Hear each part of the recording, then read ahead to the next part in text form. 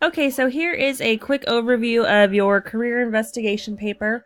Remember, this is what I'm going to use for your semester test grades, so make sure that you complete this thoroughly. And so, what you will be doing is choosing two careers that are of interest to you in your future to investigate and compare. I give you the website there that is a great source to find the information I'm looking for.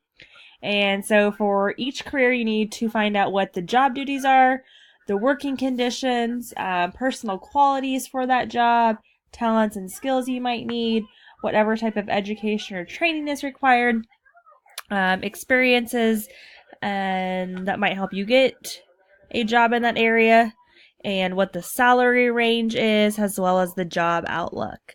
Your paper should contain at least 5 paragraphs, and remember, a paragraph has 3 sentences, and one paragraph needs to explain, after you've investigated these two careers, which one is right for you and why. And so here's just kind of an outline option of maybe what your paper could look like. And then remember that you'll be graded on spelling and grammar as well as your use of class time.